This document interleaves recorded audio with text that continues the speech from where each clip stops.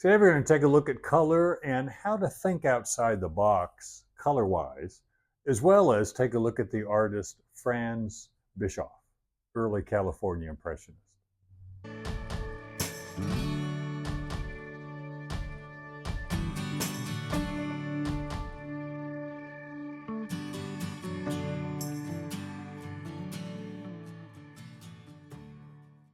Now today we're going to take a look at color and how to see color a bit differently maybe than usual. Sometimes that helps to think outside the box color-wise, so we're not falling into the same patterns of mixing the same colors to get the same effect or for the same objects every time. In other words, skies don't always have to be blue, grass doesn't always have to be green. You have to have color harmony and you have to have a good design and good value shapes. But you don't have to always have the same color all the time for the same objects. I think seeing color a bit differently gives the painting a bit more energy or something different, makes it stand out. And so I have a few of my paintings here where I'm trying to do that, and I'll kind of explain what I'm thinking when I'm doing that. Then we're going to take a look at Franz Bischoff, early California Impressionist, and kind of see how he thought about color in his painting. This first one here is from southern Utah, and it's a night scene, and I didn't paint it at night on the spot. It was a daytime photograph, and I used that to paint the night scene, doing some value drawings and doing small little color studies, kind of work out the changes because the light really changes. And there's a few things I did in Photoshop, make all the values a little lower and then mute the color, and then just thinking color-wise where I want to really push it. Now, thinking outside the box color-wise doesn't always mean just bright, pure color, but it does mean color that might look a little bit different as long as there's color harmony there and good value and color relationships. It's a night scene, so in all my landscapes, I'm painting what the light is doing to the objects. And the light at night, especially a full moon, the light is very cool. In this case, I'm seeing it more of a bluish green. You could use blue violet to touch everything as far as the moonlight hitting everything.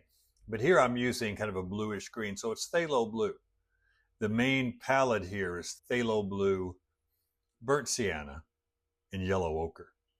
Now I did use other colors, as you can see, there's more colors in there, but that was the basic palette plus white for just blocking everything in.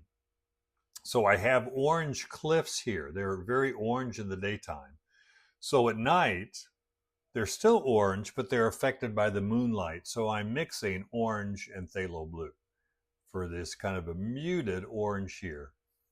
And then the glare of the moonlight off the rocks is straight phthalo blue, kind of scrubbed into the muted orange of the rock. So some of it's real strong, some of it gets kind of blended. And then I want to push it a bit, so I'm adding some violet, some really strong phthalo blue right there, a little bit of viridian.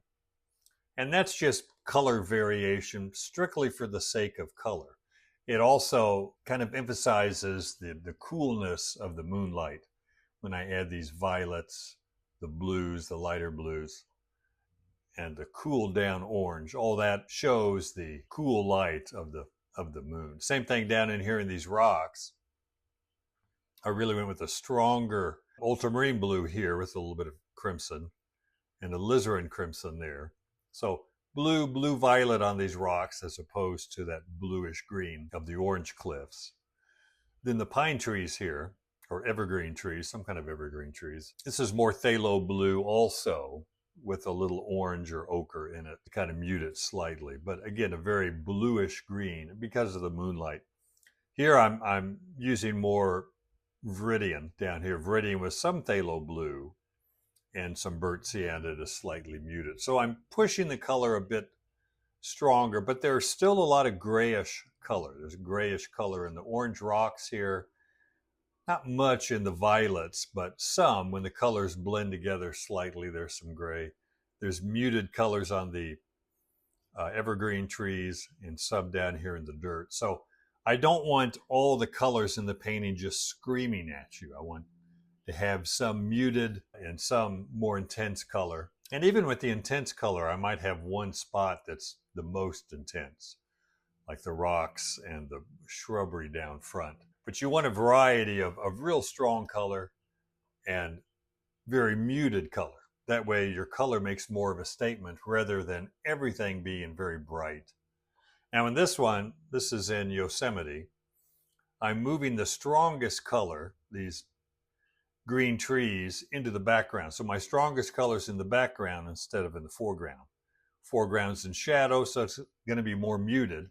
I have real strong shadows in the mountains in the background also. The lights are very muted because the cliffs themselves are a very grayish color, so it turns out to be just a warm gray. But the shadows, I'm pushing a lot stronger, kind of a violet shadow here and a blue to blue-violet back in there next to the strong yellow greens of the sunlit trees. So that contrast of really warm yellow green against the really cool blue and blue violet creates kind of a vibration there that I'm looking for. And if I'm having everything very muted, I need some areas where the color's really going to stand out. And it's right in this area here because the foreground is very muted. The foreground pine trees are very muted, and the background mountains are also. So the trees and the shadows are where I'm really pushing the color. Now there's spots of color, spots of blue in the shadow here to really get the contrast of the shadow and then the sunlit grass right next to each other.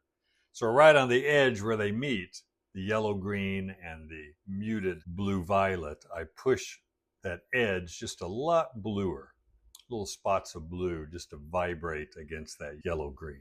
And this is another nighttime scene taken from a daytime photograph I did in Taos, Taos Pueblo. Again, you got the full moon light, which is almost like sunlight with sunglasses on. I mean, especially in the southwest, the full moon could be very bright. Obviously not as much as midday, but still, I want that strong effect of moonlight. So the shadows, the cast shadows from the ladder, the darks underneath, they're going to be very dark. And the lights are going to be fairly light, although they're not as light as they would be if it was sunlight, if it was midday as opposed to midnight. And I have the same thing here. I have orange adobes that is muted with the phthalo blue. And that gives me that effect of the moonlight, which is a bluish green on the orange plaster here, with some other colors added to it later, strictly for the sake of color. The violet, dioxazine purple there, some viridian, a bit of a alizarin and orange right here. Same thing with the ovens. I've got, I applied these with palette knife. Got the stronger orange, really grayed colors, gray violets, gray oranges. So the ovens are a bit more on the gray side. Same thing back in here. I wanted the adobe right here with the windows and the door to stand out a bit more as being cleaner. And then the background adobe is a bit more muted and a bit darker. But everything the moonlight hits is going to have that bluish green tone to it. So the snow on the ovens and the snow on the ground and the white blanket the guy is wrapped in up here is white and phthalo blue. Maybe a little bit of burnt sienna just to mute it slightly because the phthalo blue is pretty strong. Then the background mountains, which are just not really that visible except for the patches of snow, is the phthalo blue and alizarin crimson. And the sky too is phthalo blue. So another one of Yosemite. This was early in the evening.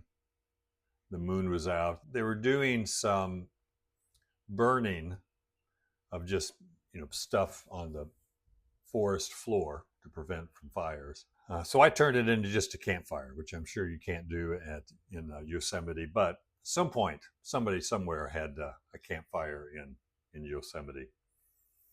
And just a nice effect of the light from the fire hitting the tree trunk. But the overall view is, again, moonlight. So a lot of phthalo blue here and burnt sienna and a little bit of ochre, but also some viridian added at the end in these trees, some violet in the sky.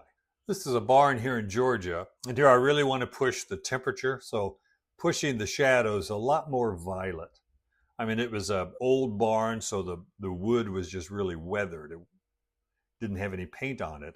So it was kind of a light gray, basically, which means when the sun hits that light gray, it's going to turn to a kind of a warm grayish color, and the shadow kind of a cool grayish color. So I picked violet and orange. There's a lot of strong violet, deoxazine purple in there, just making it the right value, not muting it very much, but then there's a lot of muted violet in there also. Same thing with the orange, slightly muted, the sunlit orange with a little bit of violet, but then some really strong orange as well. So a combination of really strong and muted color within the same area. Same thing with the shadow on the grass, the spots of blue. The grass is just ultramarine blue and a little bit of cad yellow and burnt sienna to kind of modify it or mute it. But then spots of blue right next to the sunlit yellow-green grass, just to create that vibration of real cool against real warm. And then a little bit of alizarin crimson in that grass to offset the green.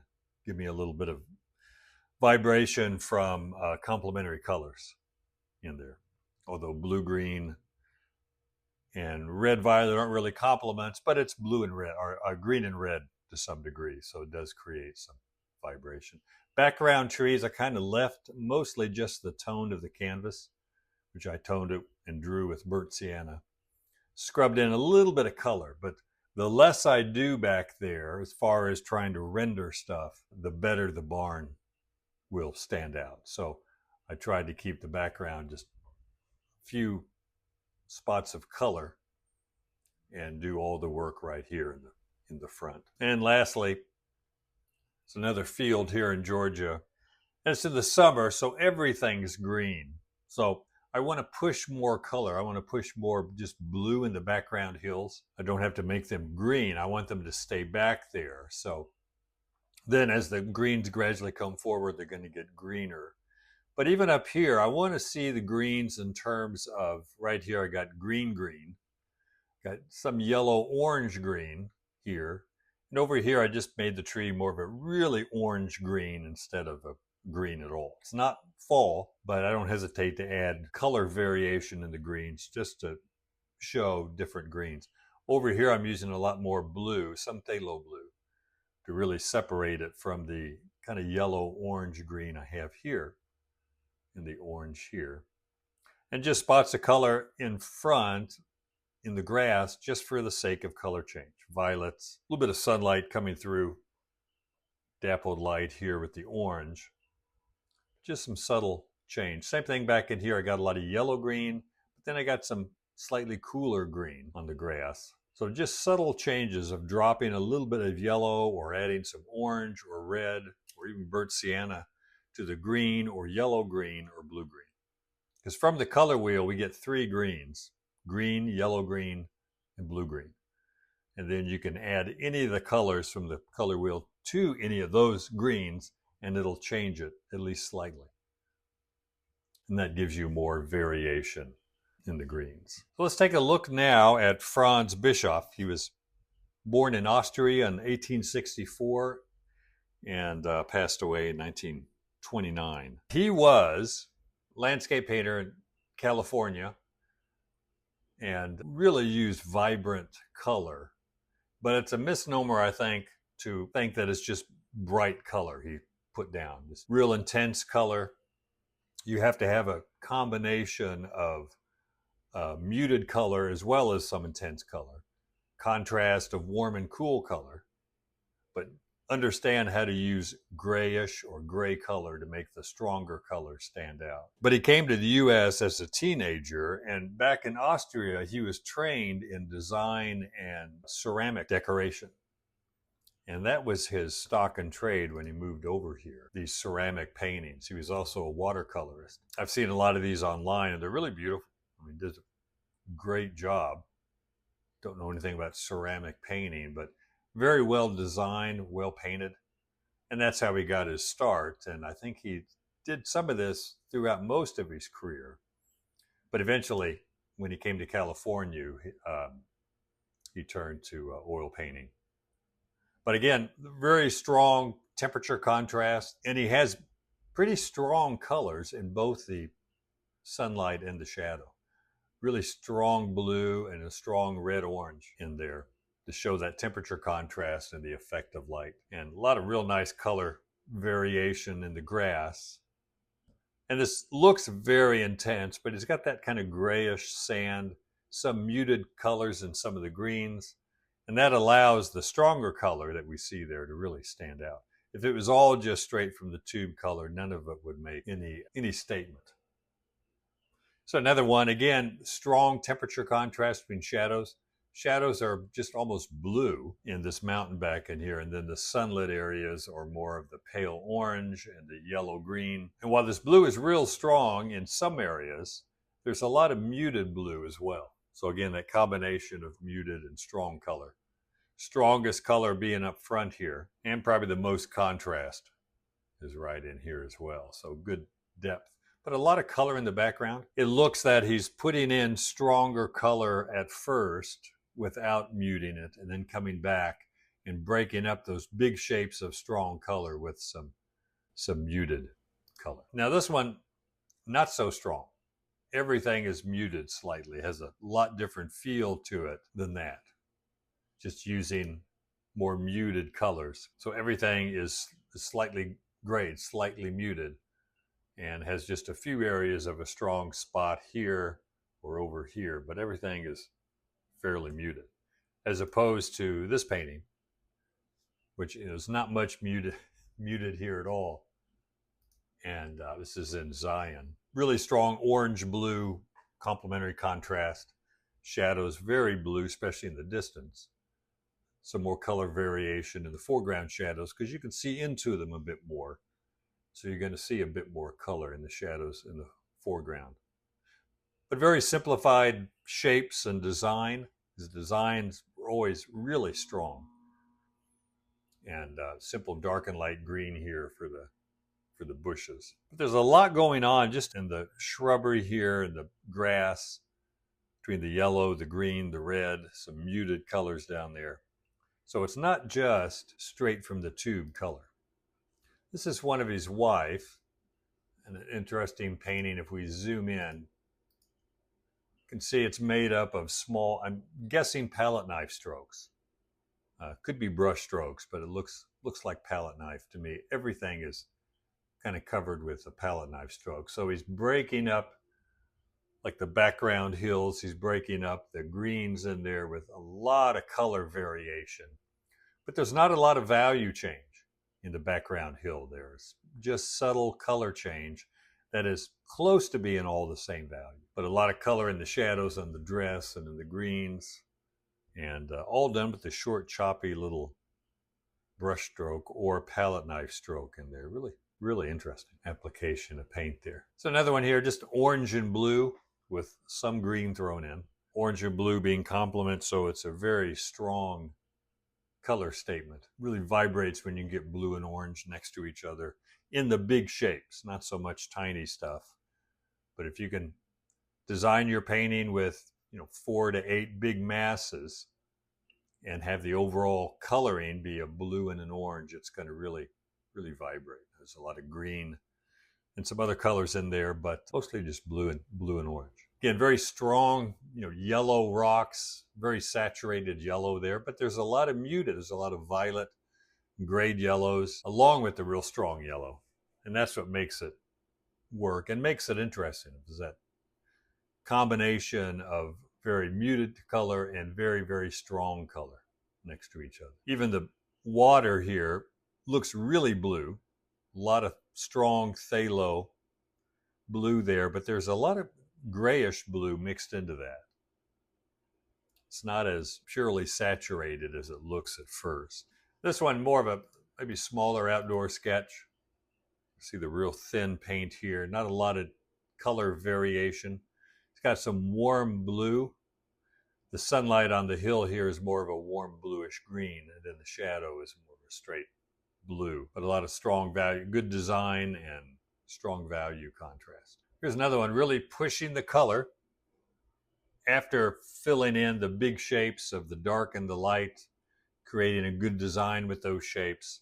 Then you can go back in and break up, like the orange has some yellow green in it, a little violet in it. Shadows, which are blue violet, have a little orange in it, some muted colors in there, but really pushing the temperature contrast of the cool shadows and the warm lights, plus the really dark darks and the light lights. So very high contrast and a high temperature contrast as well. Almost looks like it's on fire. There's a good combination of both, muted colors as well as really strong. It's got the sunlight, kind of red oranges up in here that are fairly muted but warm and light. And then the shadow of the blue is very saturated and dark. So pushing that temperature contrast and value contrast. A lot of nice color variation in the foreground and the grasses and the shrubbery works really well. Hope that made sense. Kind of understanding the idea of thinking outside the box color-wise. Just trying some of these ideas on smaller paintings and see how far you can push the color while still trying to have some color harmony and good shapes and values and design as well.